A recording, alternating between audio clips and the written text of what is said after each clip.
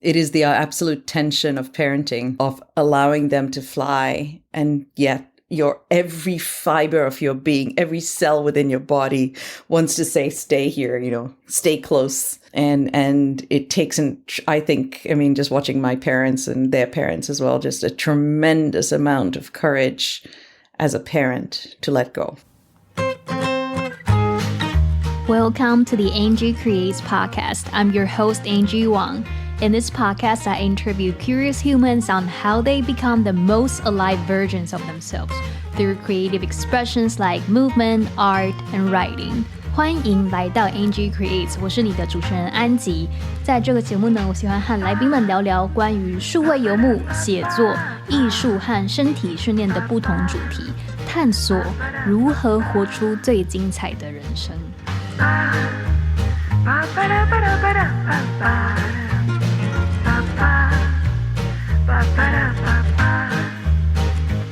My guest today is Karena de Souza. Karena is a strategist, speaker, and coach focusing on GenZ and the future of work. She's a mother of 3, the youngest one just graduated from university, and the author of the book Contours of Courageous Parenting. If you listen to our previous episode, you know that I'm a big fan of Rite of Passage. It's an online course and a community for writers and writers-to-be. And I knew Karena through Rite of Passage. In the course, actually many of us called her Mother of Rite of Passage. I remember during my first time joining the course, every time Karena showed up on the screen, I would see comments of like, Karena, flooded into the chat. And very soon, I also learned why Karena is so popular in Rite of Passage. So today, I'm super excited to chat with Karena about her experiences of traveling around the world with her kids, writing a book, her parenting philosophy, and how she navigates through her career and creative projects. Welcome to the show, Karena. Thank you for having me, Angie. I'm really excited. I would actually like to start our conversation with the story of your family origin. Could you tell me where you grew up and how you ended up in North America? Sure. Okay, so my family background is Indian, but a specific area of India called Goa. Goa was the Portuguese colonies within India, and they're pretty small, so most people assume that most of India was colonized by the British, but there were little pockets all across India that were colonized by other nations, the French, the Dutch, the Portuguese as well. So I'm from that little area. My family name is Carnero. My married name is de Souza. I married a Goan as well. But it was such a small little area within this bigger subcontinent of India that was ruled by the British. And so there wasn't that much of an economy to sustain everybody living there. So a lot of Goan people would make their living by going abroad and working and then sending money back. You see similar pattern like in the Philippines and places like that, where there's, people go out to other nations. And so as far back as my great-great-grandfather, members of my family have been traveling the world, making a living. Usually the men of the house would be traveling and the women and their children would stay back in Goa. So it was from that my grandfather, both my grandfathers, in fact, but one of my grandfathers was working during the First World War, helping the British Army embark and disembark ships. And at the end of that time, he was asked if he'd go out to Uganda, which is in East Africa, and help manage what they were laying down the new railroads in East Africa. And so he was part of the admin that went down. He was an accountant, and he managed like that whole process and was part of the original government in East Africa. So as a result, my father was born in East Africa and I was born in East Africa in Uganda. I think our family, as on both sides, my mother actually happens to be born in what was then Persia, because her father was working for BP oil. So similar story. Our family on both sides is right now scattered across all the continents in the world. So I've got cousins everywhere. And for myself, even though I was born in Uganda, when I was around 10, Idi Amin staged a coup. That was all okay, but then one bright morning, he decided he was going to ask anyone of Asian origin to exit the country, gave them 3 months to do that. And as a result, I ended up in India for 5 years with my grandmother, my mother and my grandmother, and my father tried to get back to, he was stuck in England trying to figure out how to manage a family, how to sustain us. So 5 years later, he managed to get all of us out to England. So I did my high schooling and got my first job in England.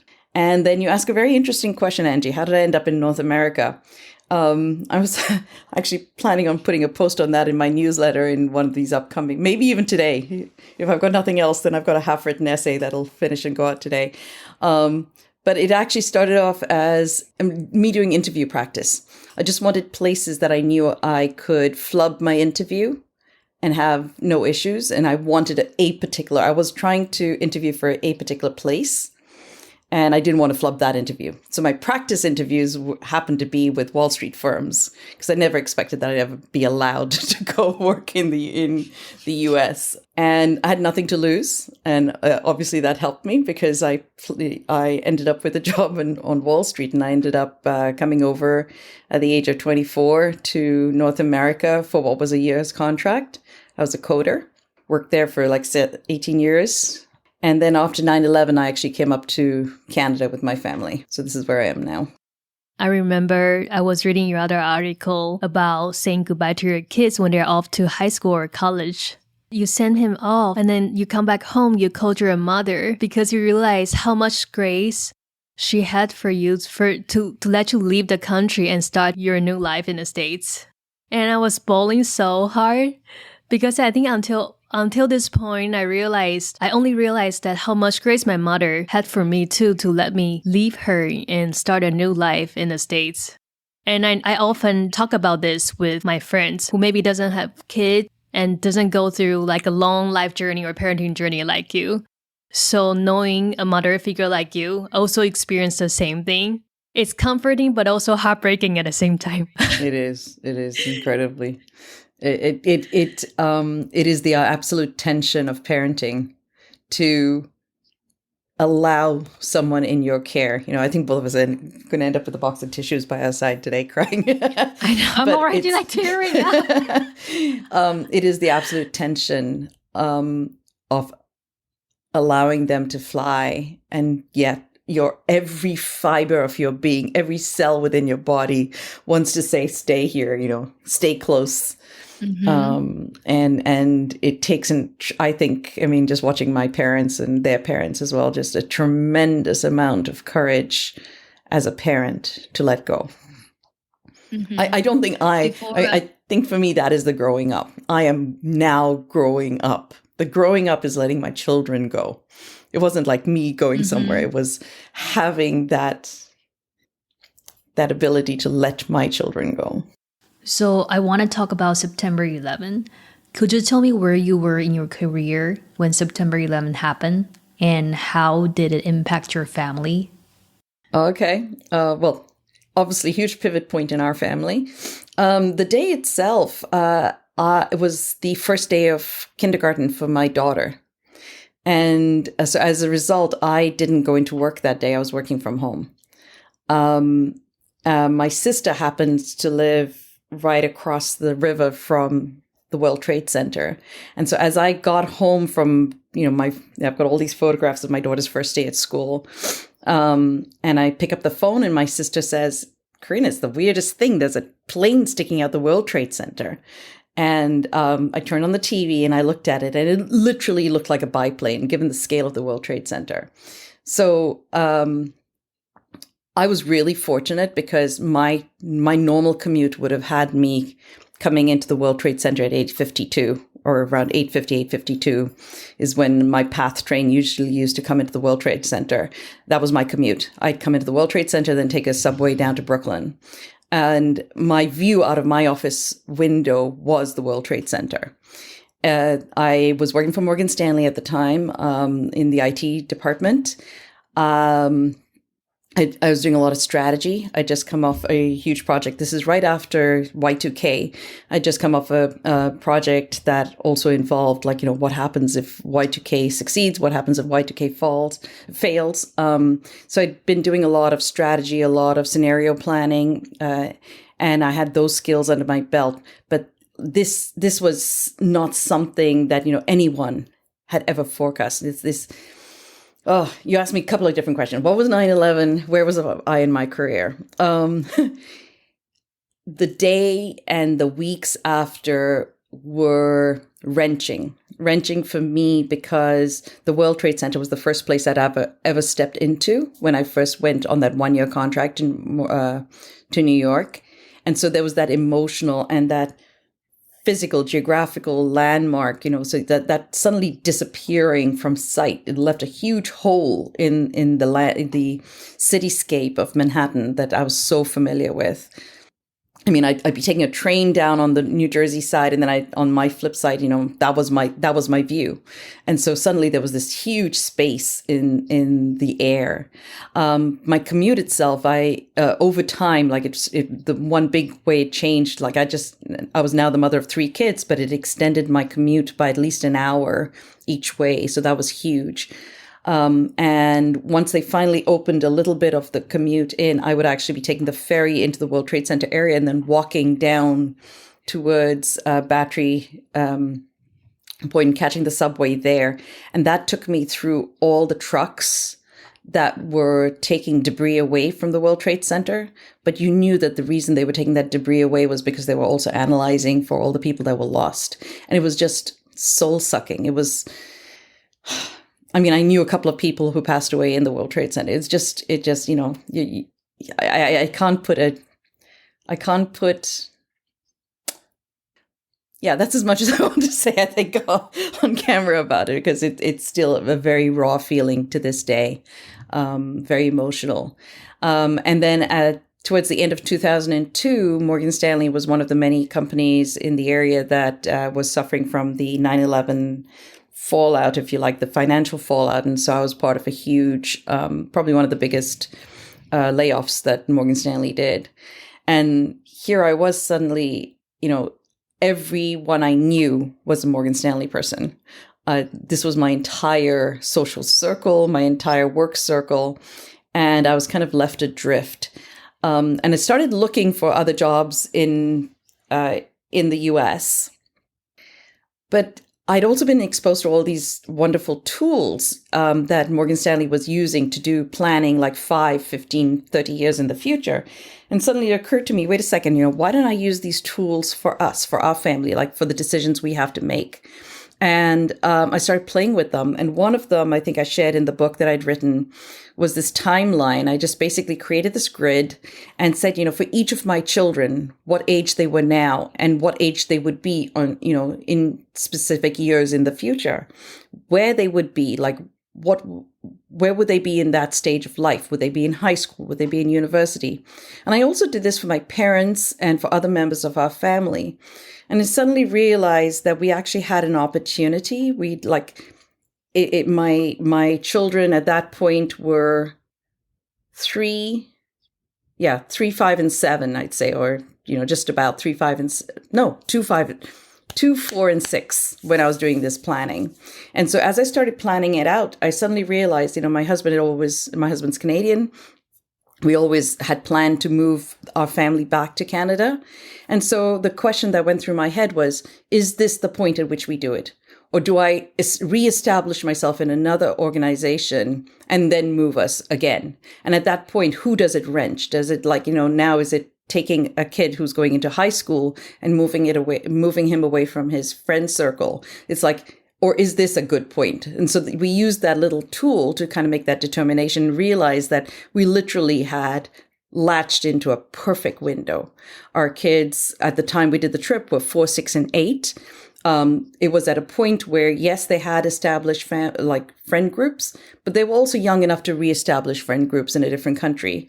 And coming back into Canada, they had the opportunity to mix with their cousins here, who a few years later would all be in university, and they wouldn't have that close kinship that they now share. And so it just worked out that it was a good moment to try this out. So I used that tool, and that's how we made the decision that this was the point at which we would move up to Canada. Mm-hmm. The book Karena mentioned is Contours of Courageous Parenting. And you ended up traveling to 16 countries with your kids. How did you make the decisions on going on a trip? And what were your kids' reaction to it? Well, the way we made the decision was we'd now made this decision to move up to Canada. And at that point, none of my children had ever been back to India. And so my thought process was, we're going up to Canada. Neither of us have guaranteed jobs. My husband had a job offer from Mercedes as a potential. But I was like, we don't quite know when we're going to be able to travel freely again, have the luxury of travel. And I wanted my children to experience Christmas in India, in Goa, where I grew up. And so it started with that. It started with, let's just go to Goa for Christmas. And then I started, I think you're catching the drift that I like planning these things out a little bit, not too tightly, but a little bit. And so I started mapping out, okay, if we go to Goa, we have to be there for Christmas, obviously. So, let's say we get there for the 15th and we leave and come back on the 5th of January. And we started pricing it out, and it had quite a big number because now it's 5 people flying, not just, myself and my husband. And then I was like, wait a second, my children are so young. Does it matter if I throw another 2 weeks on either side and just extend that a little bit, allowing me not to be in the high season for flight travel, but in the shoulder season? And so that's literally how this started. It was like, all right, let's throw an extra week here and an extra week there. And my husband had trekked in Nepal before then. He goes, well, if we are in India, why don't we also add Nepal? So it started off, okay, let's add Nepal to that trip. And then we're like, wait a second, if we're moving all the way up to Canada, do we literally have to be there in December? I mean, we'll have started school in September, then we take them out of school, and now we're out for December and January. Maybe we don't put them in school in September. Maybe we use the months before that. And that was the genesis of it. And it was about having them meet people in our lives that mattered to us, and then the other part was having them experience places that when they were older, the age they are now, even if they had access to all the money in the world, those places may not exist. And so those were 2 key drivers for us designing this trip. We targeted every place that we had family. So a lot of the trip was friends and family. We stayed with family. There were 2 huge anchor points. So we did 4 months in Goa in the end, and 2 months in England, in my home in London. And so that allowed my children to meet my side. And so I grew up as I've told you, in India and in England. And so they met my friends, my relatives, all across the other parts of the world. Both my husband and I were born in East Africa, so East Africa became some place that we wanted them to visit and meet family there. And so whilst we were there, we threw in a safari as well.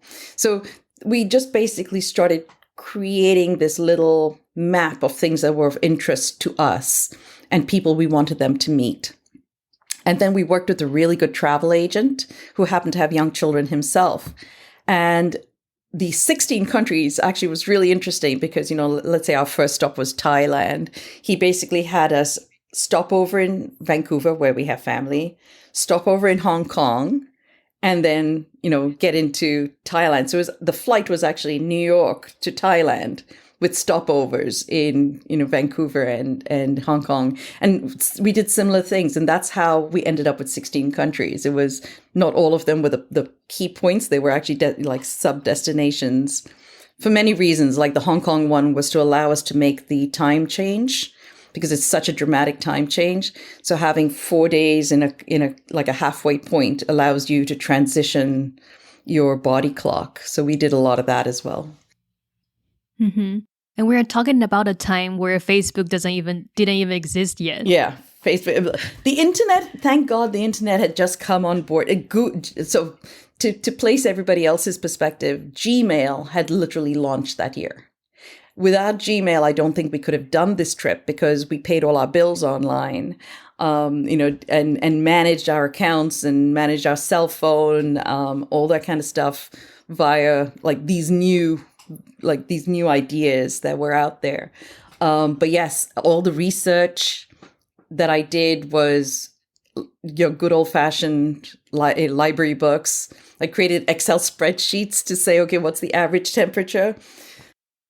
Lonely Planet, is that all this planning? Because one of the things I realized is, here we are with 3 young children. The oldest one was 8, and then was a 6-year-old and a 4-year-old. Well, you'll soon realize that, most 4-year-olds don't have a lot of walking power in them. So I just came up with these thoughts, and we actually tested it in the year before we launched on the trip. But it was like I realized that there's only so much my 4-year-old could walk and my 6-year-old could walk. And, coming off a plane, usually they're tired, so you have to carry them. So the packing was, we can't carry 2 suitcases per person. My husband and myself each should be able to carry 1 child, and there can only be so many roll-ons, and everything had to fit in 1 car because we had Japan and China on our list as well originally, and not understanding the language, I never wanted us to just be split over 2 cabs. So that kind of predetermined how much we could pack, and therefore the countries that we could travel to, because it said, okay, these are the amount of layers I could have in there, in order to be either, if we were dealing with cold countries or, you couldn't take too many layers with you because that would just expand the amount of packing that you had to deal with. So a whole bunch of, it became a huge logistics experiment. In hindsight, I'm very proud of it. It's something that you should be very proud. It's a crazy experiment at that era with 3 kids. Before this, have they met your family on the other side of the globe yet? Yes. So we had my family in London. They'd met a fair number of times. Like I'd try and go back, once a year or so. So they'd met my parents, my siblings, obviously. But, we have family out in Australia, in all parts, like Dar es Salaam and Kenya and places like that. And they hadn't met them. So. Yeah, for me, we are taking Michelle back to Taiwan because Paul and I both have only 1 grandparent left. And so I really want Michelle to meet my side of family and my grandfather. And fortunately, she's in an age that she doesn't have any friends yet. So we are free to take her around. When you told your kids about the ideas of traveling around the world, what were their reactions? For them, it wasn't so much the travel around the world. It was more the fact that we were leaving and going to another country.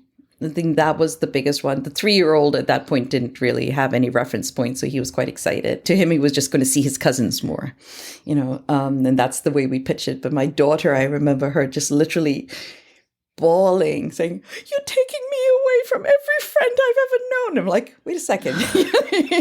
You're 4 years old. Quite drama queen. But she settled okay. What were the things that surprised you on the trip? Oh gosh. I think the first thing that I had to learn to do was give up control. And that came to me in various ways. But, having worked in IT at like one of the biggest banks on Wall Street, you kind of pride yourself on being organized, having structure, having dates in mind. And I think anyone who travels, I think one of the first things you have to learn is just to go with the flow, to have parameters that you set for yourself after which you can afford to get a little bit upset. But within those bounds, just expand those bounds within which you're willing to be more flexible. So just learning to let go, learning to be able to replan, always having a plan B in place. And these are actually probably basic parenting tips anyway, right? Because you don't need to be able to travel to do these things. But for instance, when we were in the middle of our trip, the Maldives was on our list of places to go to, but the tsunami happened that year. And suddenly that was not a viable option for us. So that was and it still remains on my list. I still have not been to the Maldives. There are just big things that happen in the world and you have no control over them. 9/11 obviously was one of them. So just learning how you incorporate life's happenings and still find a way forward. And I think that was one of the having learned scenario planning, for me, that was a huge tool. This idea that you watch for signals and you always have a plan in place no matter which way life takes you. To me, that's incredibly freeing. And so, and that was powerful. That's the way we managed. And, I think this is a general parenting guideline. It's like all of these things you can only do the best you can do. And once you've made that decision and stuck with that decision, you can always go back and look and say, I could have done this differently. But the fact remains is this is what you did. And from that point, you move forward, right? You can't go back and rewrite time. So when you made a decision of going on a trip, how did your other family member thought about this decision? Well, we had the Barrier Reef, we had safari, we had climbing the Himalayas as part of our trip. And both sets of grandparents were they had a lot of caution thrown at us. It's like, are you sure you want to do this? Can you manage 3 kids? How are you going to manage a year away? It's like, there was that's really funny that you asked that now, because we were just having a discussion with our youngest at the dinner table day before yesterday. And he said exactly the same thing. He says, every time I say something, you are very supportive, but the first thing that comes out of your mouth is all the caution. And as I'm saying this to you, I realize where I get that from. It obviously runs true to historic track. I've got to bear that in mind. But yes, they were full of. They were supportive, but they were very worried for us. So how do you think about education for people who are on a default path? Taking kids out of the linear education path is dangerous and not good for them. And I think for me, before my daughter was born, I was like, I'm going to be the homeschooling mom. And my kid is going to be so special. She's going to make every decision that is different from other people. But now, really seeing her interacting with other babies, and then really think about when all the other moms are talking about daycare, preschool, where to send them when they are a little bit older, I started to feel like I am getting very, very risk averse. So how do you think about this? Okay. So as you know, I wear a couple of different hats. My other one is future of work. So I can answer this question on various levels. How do I want to frame this question? So first start, I'm the daughter of a school principal. So education has always been very important. I'm also from what was called a developing nation, and education is a way to move forward, right? So we've got those as really solid themes that run through our families. So people have valued education very highly. If you want to think about it, a degree travels with you even when you have no money. And I saw that when coming out of Uganda, when everything else was taken from us. The fact that my father had a degree, the fact that, he couldn't show his experience, but he could show his degree, right? So there were those kinds of benefits to having education. It allows you to move to a different country and start at a certain level. It shows tenacity, it shows learning. And that is a formal degree. But on the other side, we all come from years and centuries of people who didn't go to high school, didn't get PhDs, and yet they survived. They made huge decisions. They have moved countries and cultures forward. And for that, you kind of know that you don't have to have gone to Oxford or Cambridge in order to get that. So you've got, in my head, I always try and balance between the two. For my own children, that 1 year was quite interesting because, when I put out that little grid that I'd been talking about earlier on, my oldest child was going into third grade. My middle child was going into first grade. And my youngest would have just been starting kindergarten. And now I'm a math and computer science grad. And I'm like, if I cannot teach my third grader multiplication and division, I do not deserve my degree. So I kind of knew that I had everything I needed to be able to handle a 1-year curriculum for my third grader. I mean, I think many parents have that, obviously, should have that level of, they should feel confident being able to guide a young child through a lot of that curriculum. And I studied the curriculum actually in both the US and Canada just to make sure I had all the elements in place. And so as we went along, we actually crafted a lot of the curriculum to make sure we got things covered. And we taught him elements along the way. So for instance, in math, one of the things in third grade that you learn is estimation. Another one you do is multiplication. Another one is understanding time. And we actually did practical applications for each of these for him for that year. So and the younger ones, we did we did mental math on the beach. I'd scribble sums on the beach, and I'd say, hurry up before the wave comes, And they'd really scurry, poor kids, realizing that it doesn't matter.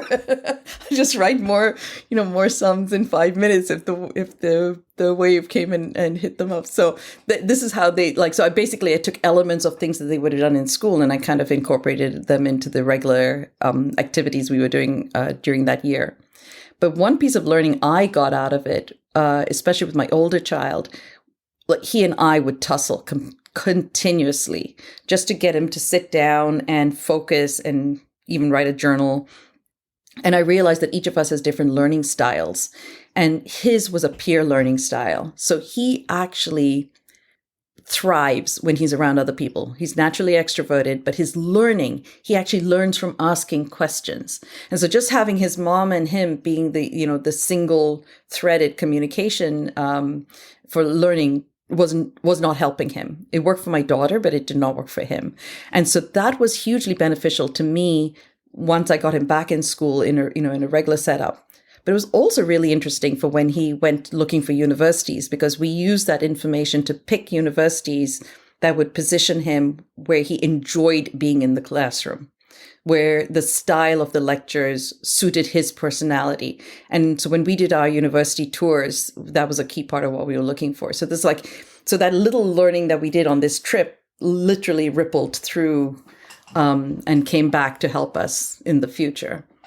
So I guess all that to say, there are different ways to learn. Education itself is changing. There is, and this is my future of work hat. The way we interpret education, the way we fund universities, all that I believe is going to change dramatically. How we value information now that we have access to the internet, where we are not obliged to remember data points. All that's going to change the way we design curriculum. So I see a lot of changes coming down in the way education is going to be transmitted. And we're just at that, we happen to be in this 5 to 15 years where that's happening. So I'd say being flexible is a key part of education from a parenting side. Watching for what your child is getting and what they are missing. So, your child might be really good at reading, but struggles with math. Well, then maybe school is the right place for them for math, but you kind of make sure that they get to the library and have an extra stack of books for reading. So you're kind of balancing out what they can get from school with what they just love at home, and augmenting that. So that is a structure I used a lot. I did a lot of extracurriculars to kind of support them where they needed more stimulation. And I kept watching for things that they needed help with in the traditional school structure. But I did not rely 100% on the school structure. And I think I'd like to end with like this little segment with that, which is, I think as a parent, I always felt like I was the one responsible for the education, not the teachers. And I kind of oversaw everything that was happening. The teachers provided one component, my child provided one component, and I provided another component. And together we created the education for this child. Do you think that traveling with them actually give you a chance of being very close up to their learning styles? Yes. Yes, absolutely. I think just travel in general, and it does not have to be a year. It can be like, 3 weeks. I'd say longer than a week, because I think everyone needs a week just to come off whatever pattern they're in. So I'd always recommend like something a little bit longer than a week. But yes, it gave me a window into how each of them operates. It also created a better, I'm hoping, a better bond between them and like our kids and the parents, and a better communication structure. It just taught me how they learn. Like each child I discovered on that trip, has different capacity, and a different style of learning, and is interested in different things. Like all these are discoveries that I think if we had taken that same year and been working and had them in school, I would have gotten 20-minute pockets in a day. But here I was with them 24 hours in the day, couple of months in a row. And so you are able to see that. And I'm going to guess that a lot of parents who had to raise their kids during COVID also got that. They got to watch from the sidelines. And it's a very different experience than just picking them up at school and then saying, okay, sit down, do your homework, and being in different rooms and stuff like that. I think it's a different experience. I'm curious, after this trip, have you thought about just doing homeschooling instead of sending them back to the education system? Yes, but like I said, once I realized the learning styles, I recognized that I probably wasn't the best. My personality, for one, wouldn't lend to raising 3 kids and homeschooling them. Each of them had a very different capacity. So it would probably take my entire day homeschooling the 3 different children in 3 different grades. So for me, and also I think my interests are different. We were running a business when we came here, so that also took a lot of our energy, in fact. And so for many different reasons, it just worked to have them back in the school system. And I honestly, I think it wasn't as big a part of my plan. And maybe that's why it wasn't something I looked at seriously. I always looked at myself as augmenting what the school system could provide. So for instance, they were in French immersion here. And, that's something I couldn't have done for them. So it's been maybe more than 20 years after the trip, and you started to see the ripple effect of the trip. Could you share more about this? And I think one of the questions you were saying is like, how did I end up writing a book? My husband has been asking me to write. And so I think, so we traveled in 2004 to 2005, but the planning obviously started in 2003. So this year's 20 years that we've been planning this trip. I blogged it. So I'm an old-fashioned coder. I literally hard-coded HTML blogged the trip so that all their friends could see us as we traveled for that year. So it was a way of them staying in touch with their friends in school, and other families staying in touch with us. So I'd done that. I have a journal, and I said to my husband, and my husband said, but I always wanted you to write a book. And so during COVID, there was an opportunity for me to hang out with a bunch of my friends who I podcast with, and write. And we decided that that's what I'd write. I'd write about this trip rather than writing about what my work, which is future of work. And so that became it was such a lovely moment because all the 3 kids were home. So we'd actually sit at the dinner table and reminisce.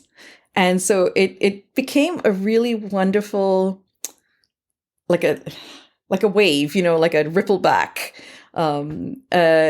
Like I'd be saying, okay, I'm writing about this today, and what do you remember about it? And just collecting their grown-up version of their 3-year-old memories, and to me that was exciting. And so essentially, where I am right now, because I'm pulling together the final version of the book, is not talking about how the trip went as it went day by day. Because I think there are a lot of parents out there now who are taking their kids around the world, and they have access to all these really fancy tools and Instagram, and they're essentially blogging their lives as they go along. And I can't compete with that. I can't compete with their cameras and their photography or anything like that. But what I thought might be of value is to talk about, almost 20 years later, what has been one of the effect or a couple of the effects of having made this decision. And also how else could you make a similar decision without having done what we did? And so that's what I'm writing right now. I'm writing what I'm calling ripples, and just going through and analyzing, I got my 3 kids are now graduated. How did it affect their sense of travel, their sense of the world, their worldview, their sense of themselves? My son said something really interesting the other day. He said, most other kids, even those who come into university, have gone to other places. He says, but that trip, and I said, you were only 4. How did it affect you? He goes, I always felt like I was part of a sphere world. And he says, I could see myself having lived in each of these countries. It wasn't like I'd visited and come back. It was always like I knew that there were people growing up still living their lives, people I know in these various places. And it completely changes the way he interacts with the world on a daily basis. And that was the 4-year-old. And the 8-year-old, he does 100-day solo treks down South America and stuff like that. So their appetite for travel has changed a lot. Another big thing for me, I think, is just watching the way they take on risk. They are, I'd say, each of them has surprised me. Going back to that question about how my parents approached us, is they take on a lot of risk, but it's assessed risk. They will go through and knowingly walk into a situation saying, okay, I'm willing to take on this level of risk. If it gets to this point, then I will take a different path out. So I see them taking chances that a lot of other people may have not stepped into. And so those are just a few of many different ripples. The biggest one for me has actually just been the connection to our family. They are, even now in Goa, whenever I go back, which hasn't been that often since, but 3 or 4 times. And every time my other family members go back, people in the village are constantly asking after my children. My children have a place, they are known, and people are following their careers and stuff like that. And so that to me gives, that sense of belonging is something that I can, is fabulous and something I wanted for my children.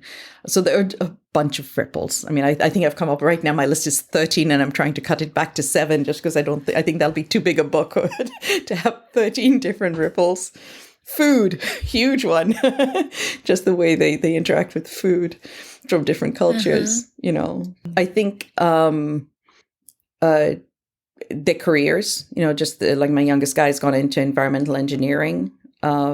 Just the way they approach different parts of life, I see connections back to that trip. But it could be that and so much more, right? So I'm not saying that is the only way to do this. I think as parents, if you're able to offer your children that open-mindedness, that in itself is where it starts. You don't physically have to go somewhere else. You shared a fascinating story before about your son kicking a ball with the local kids. Could you share more about that story? I think for me, humility is the thing I learned from that. So just to give you the backstory, as I said before, my husband had gone through the Himalayas when he was much younger, before we got married. And so, our kids had been raised in the metropolitan area. So it's in New Jersey, but, Jersey, Manhattan. And that's what they knew. That is the universe they knew.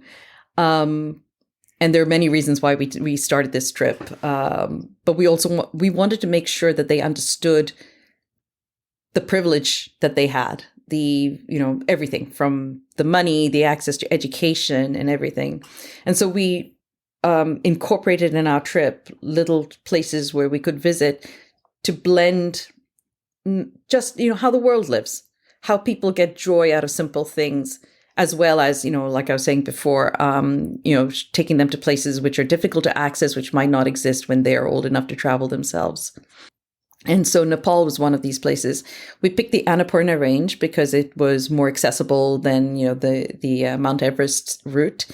And very wisely, my husband asked for extra helpers, and they would actually carry the younger two on their shoulders. So instead of carrying backpacks, which were typically 3 times the weight of my children, they actually enjoyed traveling with a young family because, in the end, we were a group of about 1, 2, 3, 4. So about 9 of us together. So between, mother, father, 3 kids and the helpers and the guides. And so we just circled the kids, like everyone took turns carrying the kids on their backs or their shoulders or whatever.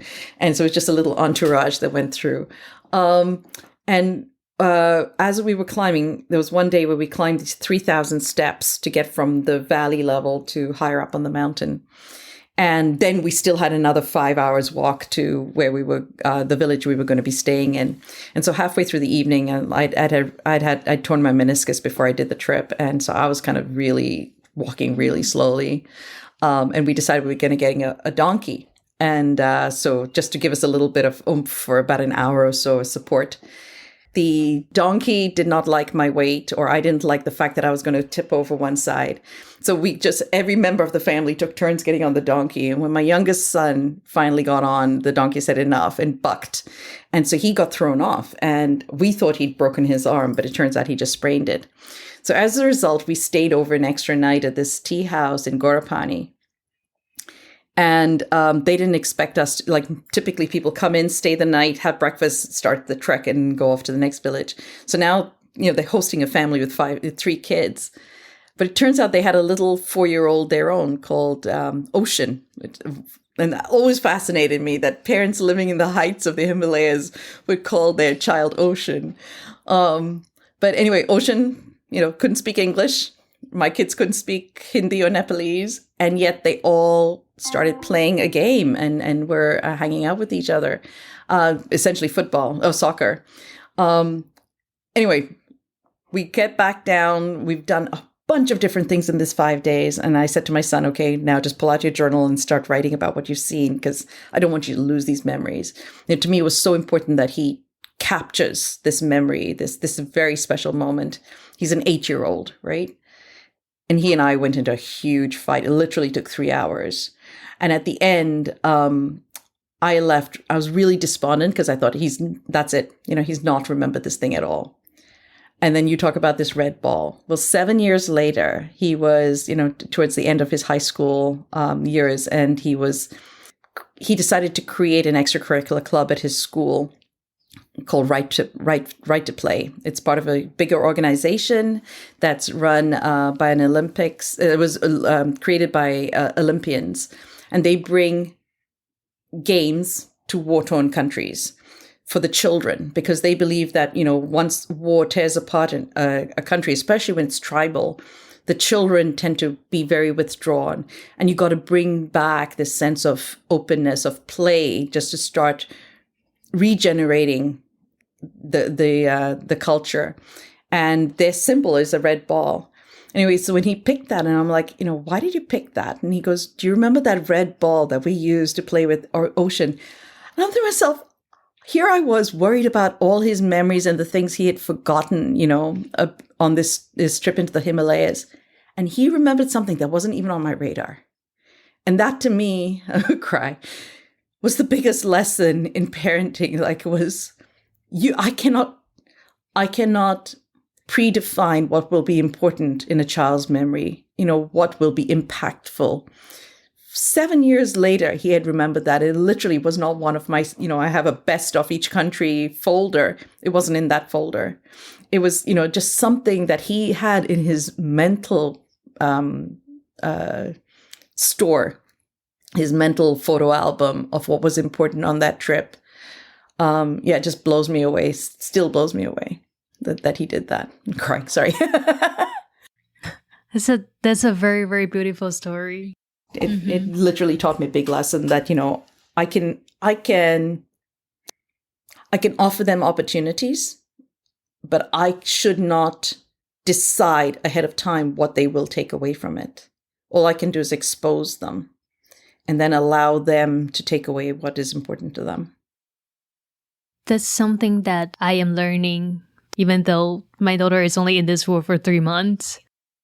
And I remember like every time I want to take her to places, they're like beautiful, maybe outside going on a trail, or we go to this kite festival, and then she was slept through the whole way. Of course, she's a tiny baby, but I would be so upset. I was like, come on, Michelle, we took you out. How come you're not awake? And this is so much demand for a 3 months old. But I'm trying to accept the fact that it will be a long journey, and no matter how much I want to do for her in my own term, I want her to experience the world in my own term, she already come with a filter, like the shape of her being. She's the one who is going to decide what is magical for her and what is not important for her. Oh, 3 months old. So your youngest one just recently graduated from Harvard University, and you wrote a very moving piece about it. You shared before that he was also on a semi-pathless path. He studied environmental engineering, going to work at McKinsey, but also is a successful DJ. Could you share how you give your children the freedom to make decisions and trust their own instincts? First, I'll say I do it badly. I think, and I'll say I have to give credit to a lot of rite of passage people, like Alexandra Allen and Megan Goring and people like that, who encouraged me to write about this, because what I write about is the struggle that I continue to have. And so the struggle I continue to have is the logical part of me knows where the world is going, but the emotional part of me still mothers as I was parented. I still parent as I was parented. And so I'm constantly caught in that tension. I'm constantly caught in that contradiction. So I'll be totally upfront. I was the last person he told in the family that he was planning on putting in a lot more musical options in his last year of university. And my first thing was, but, and we each have different reasons why we have our positions. So my logical head is, you've taken environmental engineering. Unfortunately, the world is in a really tough spot. Fortunately for you, that means job security for the next 30 years. At least that's the logical part of me. And, you're going to have people asking you to come work for them. Whereas as a musician, you're the one who's going to have to go out seeking work. So to me, it's about the pipeline, right?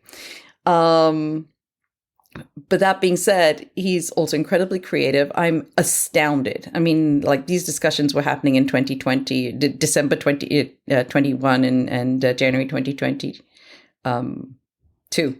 So it's only been a year that he's actually been DJing full time. Not full time, taking on DJing and stuff like that. And so I was thrilled. Like, he's DJed some pretty major events down in Boston. And he's created that success for himself. He's been very thoughtful, very targeted about how he's gone about accessing the range of music, the audience, all those kinds of things. So I'm really proud of him. And I think walking away, so the difference between me as a parent in January 2022 and me as a parent in June of 2023 is the 2022 parent said, you can't do that. It's like you're on a path to do environmental engineering, and excuse me, the world needs it. So that's actually one that's from a different part of my life, says, I'm sorry, we can't afford to have less environmental engineers and more DJs. We need environmental engineers. So there's that part of me that is just morally, held my ground on that one. But on the flip side, I look at him and I say, this is a person who's stepped into a new learning path. He's taught himself a whole range of tools and expanded his access to people. He's researched stuff. So if I was McKinsey or if I was any other potential employer, and I look at this person and I say, okay, yes, you had this structured way of learning for so long in terms of environmental engineering, but now I see what you have done as an individual. You've shown me that you have the capacity to bring in a new skill set, to position yourself so you can succeed at it. To me, that is also a success. So I've translated in my head that he's been successful at both. I don't know if that kind of answers your question, but once again, when I wrote that essay that I did write, it was, Karena de Souza, Bachelor of Parenting is the title of it. It was more about what I've learned as a parent in this journey, because, with him graduating his undergrad, it's kind of like a milestone in our moment of parenting. And so I felt like that was my undergrad degrees that I was walking away with. And I think humility is one of the huge things I've learned as a parent in this journey, is just, you can only do so much. And after that, you really have to trust that you've given your child sufficient support, good frameworks, and then you just got to trust that they're going to do with it what they feel is right in the moment.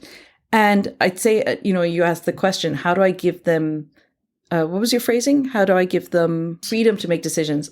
I think the phrasing I offer them is, I'd rather you made a decision and failed at it than were fearful about taking it. So in order to move ahead, you have to have done more stuff. And if you're going to do more stuff, your chances of failing exist. There is no one who is 100% successful at everything that they do. So to me, taking chances comes with a component of risk, and I'm okay with that. So long as it's educated risk, it's something that you've assessed ahead of time, you haven't gone to it blindly, you're somewhat prepared, and you have a sense of the signals that say, okay, if this happens, I'm exiting. And if this happens, I'm exiting this way. If you've got those components, and I think that's what we've taught them, then go ahead, take some chances. And especially when you're younger, and there are less people reliant on you. They have watched, I think that's one place where they've watched us take chances in our lives, both parents. And, some of them have failed miserably, but some of them have come through. What advice would you give to parents like me who wants to give freedom to their kids to choose their own path, but are afraid of the unknown of deviating from the default path? Okay. The first piece of advice I'm going to give you is the default path is not going to be the right path by the time your child is 50. The world is going to change dramatically over the next 50 years. So the map is getting scrapped. So we all know the industrial era is kind of in its dying days, where if you want to think of like the Roman Empire is gone, So it's kind of like that. And a key defining moment of this, like I talk about transitions when I talk about future of work, it is the tool set that you need to survive in these next 50 years is, how do you manage when you have two coexisting empires at the same time? You have to continue to do some things in the old way, and you have to learn how to do things in the new way. And so just understanding that we're never going to have a solid, steady state for the next 50 years is part of what I would try and educate my children in. But that is not really good for a child. A child needs structure. And so what I realized is that structure had to come from us parents. That structure had to come from things that do not change over time. And when I looked at that, when I was assessing it for my own children, for me, that structure came from lessons I'd learned from my parents, from my grandparents, from my great-grandparents. A lot of people call them soft skills. I actually call them heirloom skills. So these are the skills that allowed my great-grandparents to go to different countries, to make a living in different countries. They did not have high school degrees. They did not have PhDs. And so I look at that and say, okay, what component of that will not change when there is no AI and AI has evolved into something even bigger? Like, what is it that I can offer? Because we're going through really dramatic times coming up. So you need a deep anchor. So my anchors are like the critical thinking skills, communication skills, understanding that, families have been through this before and that they've come out the other side. So all those are what I'm beginning to call heirloom skills. Many people, like I say, refer to them as the EQ skills. But those are the things that are persistent. So all the other stuff is going to be changing rapidly, but the persistent skills, the heirloom skills are going to be there. And so I feel like that is a stabilizer for my child. That is a framework that they can keep and they can give their children, right? So it's like the things that are not going to change. What can my children give their children can give their children after that. And so they do need structure. Like everyone, very often people say, how do you think outside the box? And I keep saying, they have to understand what's in the box before they can think outside the box. Well, this is what we're talking about. We're talking about the box. What is the framework that they need to work with? Another key thing I was thinking about this the other day when you'd actually asked me that question,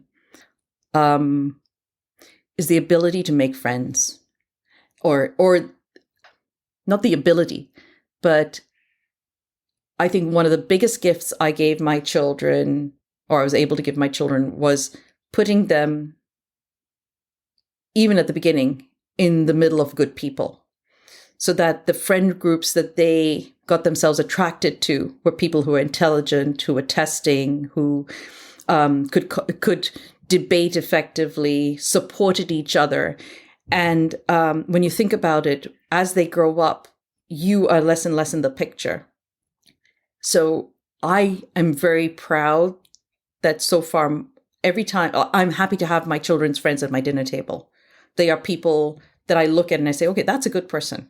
I'm glad that they are there having your back. I'm glad that they're supporting you. I can see, like with mental health crises and stuff like that, I can see them watching out for each other, And so the ability, which starts even when they're 3 and 4 years old, to select people that they feel confident with and comfortable with, not people who are negative influences on their character, right? Because once they do that, they then start selecting that same kind of person in school. And if you're in a traditional school system, that person is probably going to stay with you for 12 years of schooling. And then when you go into university, you're going to probably look for that kind of person again to be around you in university, who's going to support you for the next 4 years. So the ability to teach your children, or to help arrange their friend group, not to be your friend group, but to be people who do not cut them down, so that they learn how to create their own friends. I think that's key. Another thing I think that my kids, I look at in hindsight and I think was really powerful, was that they advocate for themselves. Like I said, I'm the daughter of a school principal, and I grew up in an era where you never talk back to the teacher.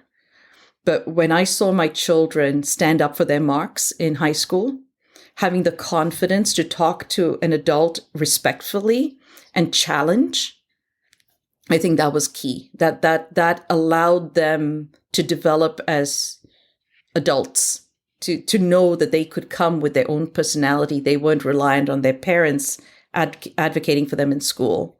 So I think that was also another key part. So there's just a few. Thank you. I don't know if this is a little bit too long to remember, but do you remember who Karena is like before becoming a mother, and how being a mother changed you as a person? I think I've always had a parenting element to me. I'm the eldest of 6 kids, and the eldest of 27 grandkids. So I think that part of it has always come naturally. And being part of a large family, so that caring part, that nurturing part. I think I always wanted to be a mother because I wanted to pass along a lot of the values that I saw, in my grandparents and my parents. I think parenting, I think I took a lot more risk before I became a parent. I think that'd be one significant way. So even though you're talking about me being, this parent with a lot of risk, I think the person I was before was took on even more chances. Being a parent, I already thought on a long-term dimension, like over generations, but being a parent just extended that like 10 times. Just the length of time, the way I think about the earth, the way I think about water, the way I think about, climate and stuff like that. That's been a big part. I didn't think I could have this much pride in somebody else. It just like it. There is, and I'm sure you see it already with Michelle. It's like there aren't enough cells in your body, to encompass the amount of love and joy, even when they're behaving badly. It's like it's just wonder. And I say this as a biological parent, but I know so many others who are foster parents and aunts and uncles as well, who are able to have the same joy in my humans. I'm really proud of them. What advice would you give to new moms like me who just started out a parenting journey and trying to navigate between like caretaking and work or creative projects? Okay. That's a really interesting question because when I had my first child, I was working in Morgan Stanley, and he came 2 weeks early. So I was actually at work at 7 the previous night, and I gave birth at 7 a.m. the next morning. Yeah, I didn't. Anyway, long story. I got really good advice from from a mother who, 6 years ahead of me, and she said, for us A-types, if you have the opportunity to nurse, because that is a moment of connection that nobody else can have with this child, so that was one piece of advice I got from her. And the other was, it's okay not to be doing other things, just to have this connection with this child. Then past that, once I went back to work, because like I said, I was in New York, so I didn't have a very long maternity leave. I think I struggled really hard in that first year. And ever since then, this is the piece of advice I give to first-time parents, first-time mothers, is, and maybe this goes back to your other story about, the question about what it was like to parent before. I think so much of me was work. And, there was a component of me for my husband who had his own challenging and satisfying career. And then this child comes in. And you're like, the 24 hours, I did not know how to carve them. When I carved those 24 hours, there was nothing, pretty much all of it was child. And then what was left was work. And then trying to find time for my husband and then trying to find time for myself within that. I was still operating at the level that I was whilst I was pregnant or before I got married. My expectation of what I could deliver for myself at the level that I used to deliver it. Was at that, that was my expectation for myself. And what I had to learn was how to deliver everything well, but not demand that perfection that I used to demand of myself before. And so learning that took a while for me to adjust my own internal pie of availability, if you like. And I think if I had the choice, I'd do things slightly differently. If I had to go back, or what I now advise my nieces and, who are having their first kids, same kind of thing. It's like, number one, knowing that this is going to happen is good, because now you begin to understand this weirdness that's going through you, and this sense of never being enough. Because I think that's what I had, especially at the 9-month mark, was like, how comes I should have it together by now, and I didn't. And just understanding that this is natural, that it's going to take time for me to redo 30 years of my way of being when I was totally in control of my own time, and now have to incorporate other people in. It needs a reset. It needs a moment of evolving, and I wasn't there yet. So just knowing that is going to come, I think, is big, and that you will sort it out. That you will be able to do these things. It is within your wheelhouse, it's within your capacity. And then the other piece I got from an aunt many years later, because my mother's an amazing cook, absolutely amazing cook. And I could never stand up to her in the kitchen. And so I always felt like I was throwing meals together at the last minute for my children. And she came in, and my mother's mother was her mother-in-law. She herself was the daughter of a really good cook. And so she was very similar-minded to me. And she goes, it's your grandmother who told me this is the food that your children will remember. She says, so be the best parent you can be, because you're the parent that they know. You don't have to be your mother. To me, hearing that was incredibly freeing, because I think I was always trying to map to what my mother was. And I know to this day, I can't keep up with that. But just understanding that I can set my own mark of what I want to be as a parent and keep trying to meet that or better that. That's my aim. So I don't know if that is fair advice to you, Angie. Yeah, I remember you told me before Michelle was going to be with us very soon. And you told me that I don't have to worry about comparison because I'm the whole mothering experiences to her. And that was such an empowering and liberation for me. Yes. Yeah. So I'll pass that along to that aunt. It was her words of wisdom that I'm able to pass along. And it just that realization that you are the parent. You're the only mother she's ever going to have. And, actually talking back to my son, Andrew, and his DJing experience, I think that's one place I came out in the end was, this whole conversation started in January and we were still having it in March. And I came to a point where he and I were having regular conversations.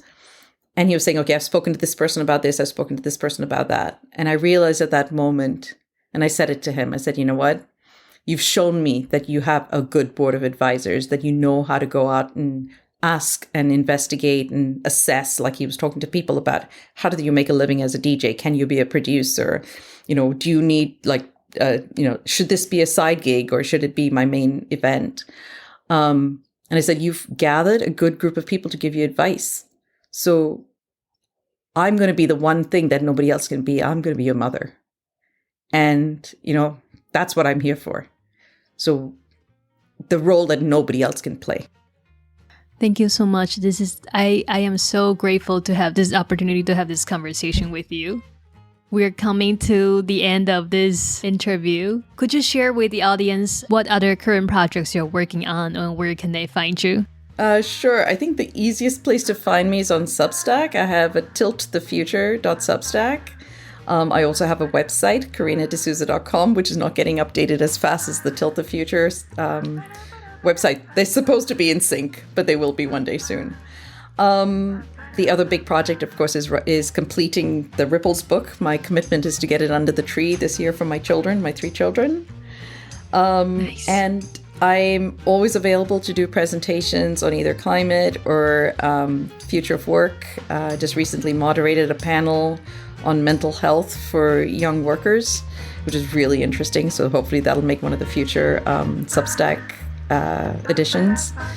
I really enjoy writing. I enjoy engaging with people. I think it's been one thing I'm always looking for in the circle of friends that I create is inquisitive minds, and you and Paul are 2 of those, and the whole community of Rite of Passage and everybody else. And we're learning to do photography together, so. Nice. I will put the links to Karena's website and Substack, Twitter in the show note. Yeah, and the book. Yeah, of course, the book. I should quickly probably explain that one, because a lot of people say Contours of Courageous Parenting and say it's not for me. It's actually about decision making. It's about how we make decisions, it breaks down the decision making process.